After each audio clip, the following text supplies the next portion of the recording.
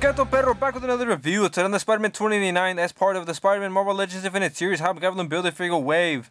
So inside you can already see it includes the right arm and the sword to the Build-A-Figure of HobGoblin. The same picture of Spider-Man on the side. On the back we get a prototype picture that actually does look like the actual figure, so that's surprising. And his bio says, with ninja-like strength, Miguel O'Hara fights against a dark future in the year 2099. Now, disregarding the obvious botch of his name, onto the Spanish mode. Con la descasa y sigilo de un ninja, Miguel O'Hara lucha contra el mal en el oscuro futuro del año 2099. So this is now Hasbro's second attempt at making a 2099 figure, the first coming from the Spider-Man Origins line. That had a really good upper body sculpt, but it didn't have any ab crunch and his legs were very limited. And I gotta say, they've improved a lot and this figure is absolutely wonderful. And I think he might even be like my either first or second place figure for this entire series. I am really surprised how much I like this figure because he is a straight up just reuse of the classic Spider-Man mold, but just painted on. Just because the fact that it is this nice shiny paint, or the just the color of the plastic that was used, similar to the Ironmonger, really makes it pop and makes it seem very futuristic-y in a way, kind of like he does in the Shattered Dimensions video game and Edge of Time. And even in the new comics, he is just the exact color, and the marbleization really makes it look kind of futuristic. But I do not own the original Spider-Man Classics version from Toy Biz or the Origins line. But what I do have is the Marvel Universe version right here. You can see it's much lighter in color. This one does have a little bit more shading going across the knees and like on the shoulders and the biceps. And he is just painted on using the most reused Marvel Universe mold there is. But I think a problem that most of the Marvel Universe Spider-Man figures had, even the ones with this mold, is that the leg pops off. But not bad. He does use a lot of the same stuff that this one has now, such as the web cape that is an accessory that actually includes with this guy right over here, that is pegged into the back, which is the reason we have a hole in the classic Spider-Man costume. But it's really well done and not gonna get in the way or anything. Really cool looking, really well sculpted. It has some holes in there, like the way it drapes over. Really nice accessory, similar to the Spider-Woman we'll be getting soon for the Thanos wave, which I hope to find as well. And the head sculpt is just about the only newest part from here, because I'm pretty sure these might be Black Panther's hands from the, I forgot what wave it was, with the Hitmonkey wave or something like that. But yeah, the head sculpt is really cool. Really like the way they did it. The only part that's actually sculpted around the entire figure are the indentations of the mask. Looking really cool. I'm just a really big fan of this costume, the way it looks.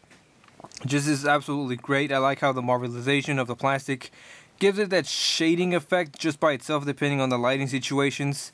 And then the paint on the chest isn't all bad because it's clean, but then some areas of the red are a lot darker than the rest. There are very little subtle mistakes, mostly on mine. It's over here on the edge of the bicep right here where it connects into the armpit joint, which isn't really all bad. I thought it would be all scraped up inside, but you move it in and out, it doesn't create any kind of friction on the plastic, so it doesn't scrape off too much. It even goes really well. It does kind of miss on the hinge, but I'm pretty sure they probably didn't mean to do that. And yeah, it just looks really clean. The gauntlets, I think, were a new piece as well. Might have just been added on. I don't know if the whole form is a new thing.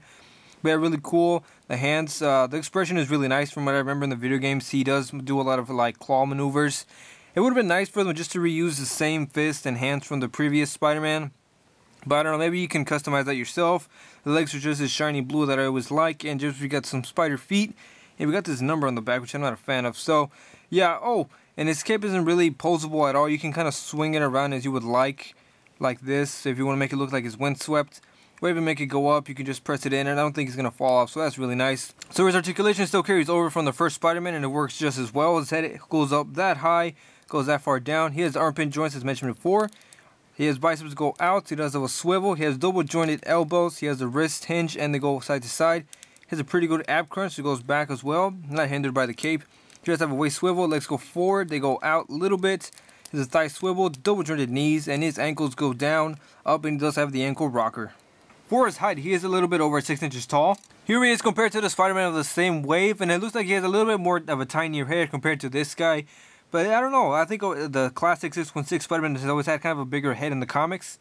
The Scarlet Spider, who utilizes the most trivially used Spider-Man mold, and the Hasbro Spider-Man Origins Iron Spider figure, since they both have the shiny metallic paint. Well, that was a short review, but that does not mean I do not like this figure, because I really do. It's just that there's like it's the mold we already reviewed with the new Spider-Man, but I am a big fan of the new head sculpt. Really like it a lot. Really happy with that. Mine came out really clean. And yeah, it's always great to have a new Spider-Man with a different costume, or at least just a different persona underneath the mask, because I am a big fan of Miguel O'Hara.